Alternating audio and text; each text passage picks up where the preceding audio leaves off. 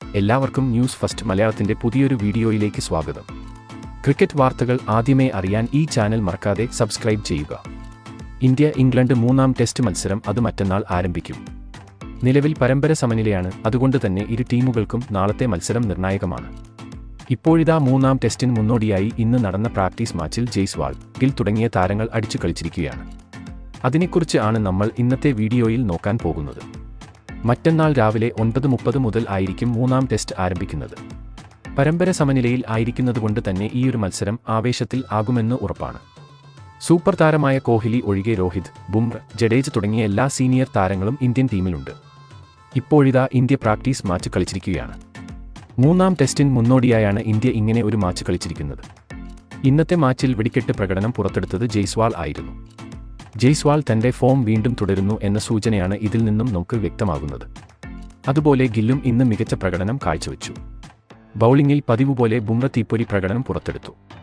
ഇന്ന് ജയ്സ്വാളിനൊപ്പം ഓപ്പണിംഗിൽ രോഹിത് ശർമ്മ ആയിരുന്നു ഇറങ്ങിയത്.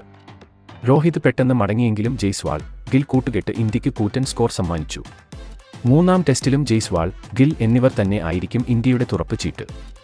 ജയ്സ്വാൾ കഴിഞ്ഞ മത്സരത്തിൽ ഡബിൾ സെഞ്ചുറി നേടി ഇംഗ്ലണ്ടിനെ ഓൾറെഡി ഞെട്ടിച്ചതാണ്. അതുകൊണ്ട് തന്നെ നാളത്തെ മത്സരത്തിലും ജയ്സ്വാൾ വെടിക്കെട്ട് പ്രകടനം കാഴ്ചവെക്കും എന്ന് തന്നെയാണ് ആരാധകരുടെ പ്രതീക്ഷ. ഗിൽ ഇന്ന് പ്രാക്ടീസ് മാച്ചിൽ ഇങ്ങനെ തകർത്തടിക്കും എന്ന് ആരും തന്നെ കരുതിയിരുന്നില്ല. ജയ്സ്വാൾ അറ്റാക്ക് ചെയ്തു കളിച്ചപ്പോൾ ഗിൽ മെല്ലെ കളിക്കുന്ന കാഴ്ചയാണ് നമുക്ക് കാണാൻ സാധിച്ചത്. സാധാരണ അറ്റാക്ക് ചെയ്തു കളിക്കുന്ന ഗിൽ ഇപ്പോൾ തന്റെ ബാറ്റിംഗ് സ്റ്റൈൽ മാറ്റിയിരിക്കുകയാണ്. എന്നാൽ മറുവശത്ത് ജയ്സ്വാൾ സിക്സറുകളും ഫോറുകളും കൊണ്ട് കളം നിറഞ്ഞു കളിച്ചു. എന്തായാലും മികച്ച ഒരു ടീമിനെ തന്നെയായിരിക്കും ഇന്ത്യ ഇംഗ്ലണ്ടിനെതിരെ അണിനിരത്തുന്നത്.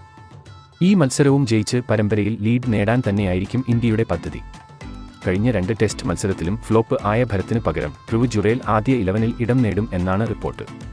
Indian team ശക്തരാണ്. പക്ഷേ ഇംഗ്ലണ്ട് ടീമിനെയും അത്ര വില കുറച്ച് കാണാൻ സാധിക്കില്ല. അതുകൊണ്ട് തന്നെ ഇന്ത്യ ശ്രദ്ധിച്ചു കളിച്ചില്ലെങ്കിൽ പണി കിട്ടും എന്നത് ഉറപ്പാണ്.